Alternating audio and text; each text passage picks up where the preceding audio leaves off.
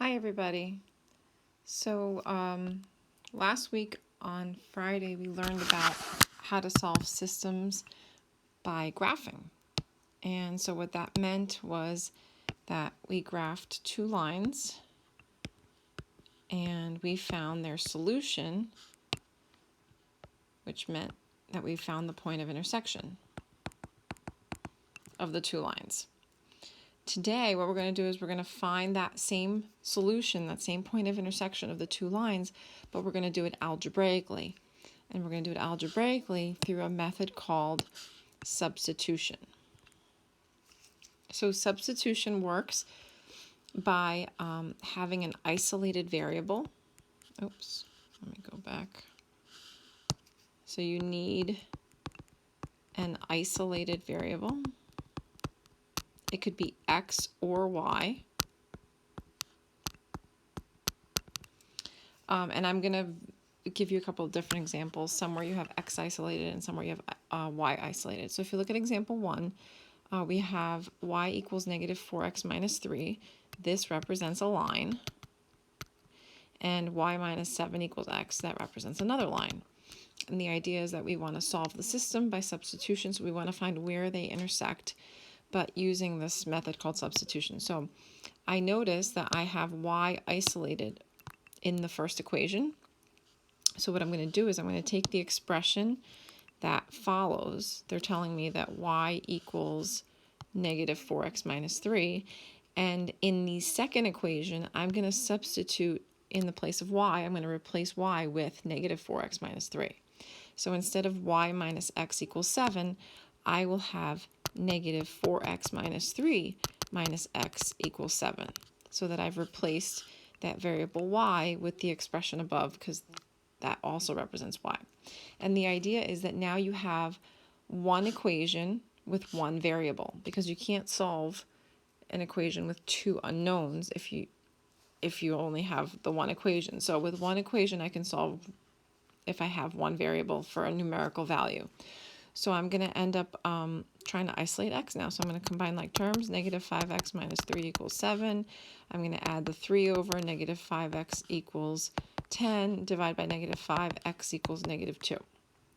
So that tells me that the point of intersection of the two lines is negative 2 for the x coordinate.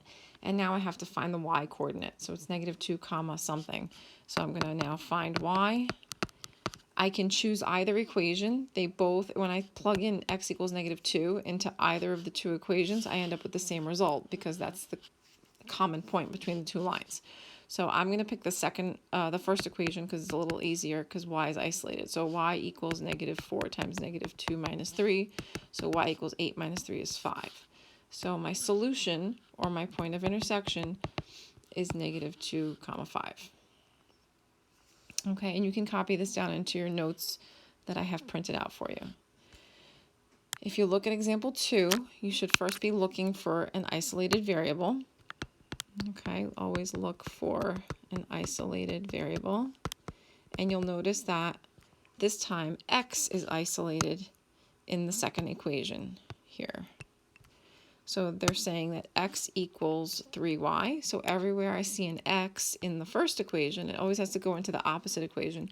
I'm going to replace the variable x with the expression 3y. So instead of 5x minus y equals 28, I have 5 times 3y minus y equals 28. And I'm going to solve. Now I have one equation with one variable I can solve. I have 15y minus y equals 28. So 14y equals 28, divide by 14y equals 2. So for my solution, my point of intersection, this is telling me that the y coordinate is 2. I need to now find the x coordinate. So I'm going to find x. Remember, you can use either equation. The second one is a little faster. X equals 3 times y, so 3 times 2 is 6. So my x coordinate in my solution is 6. So 6 comma 2 is the point of intersection of the two lines. Okay, you can pause this video at any moment to copy things down and jot down additional notes. If you look down at example 3, you'll notice that for this example, you have y isolated for both variables. for both equations.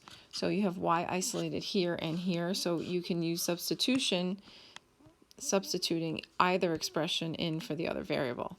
So 2x minus 3 is equal to 8x plus 3. And solving for y, I'll subtract 2x on both sides. I'll also subtract 3 on both sides. I have 6x equals negative 6. So divide by 6, and x equals negative 1. So again, that tells me my x-coordinate of the point of intersection is negative 1. I can choose either equation now and plug in. So y equals 2 times negative 1 minus 3. So negative 2 minus 3 is negative 5. Negative 1, negative 5 is my solution. Okay, you don't have to write the word solution. I just keep doing it to reinforce the idea of what that represents. Okay. Now they get not harder, but a little bit, they just add an extra step. You'll notice in examples 4 and 5 as we go on that we don't have any isolated variable. So they're set up with an extra step where we have to isolate a variable. We must first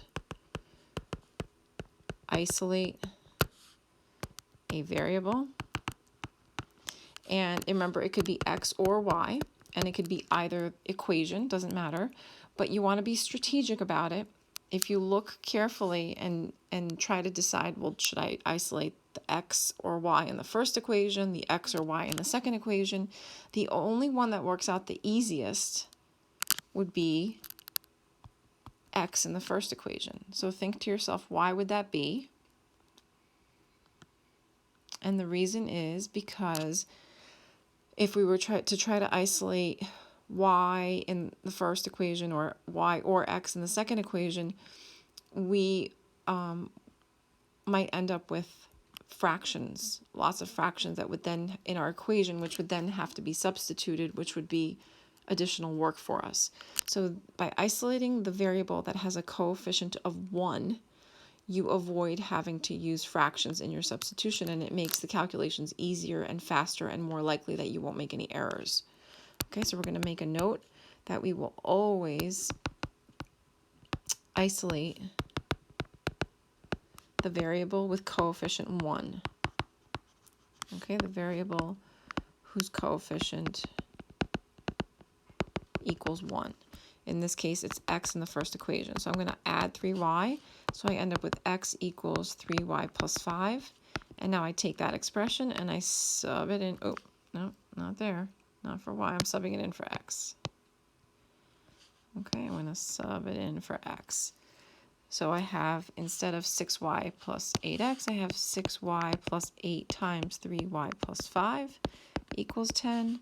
I'm going to distribute 24y plus 40 equals 10. I now have 30y. I'm going to subtract the 40 over, equals negative 30. And y equals negative 1. So once again, point of intersection, that's the y coordinate. I'm going to find x. I'm going to go to, so now you have 3 possibilities to go to. You can go to the first equation, the second equation, or the version that you created of the first equation, which is x equals 3y plus 5. And that's going to be the fastest because you have the x isolated. So I'm going to go into that one. And so I end up with 2. So my point of intersection is 2, negative 1. Okay, same idea on example 5.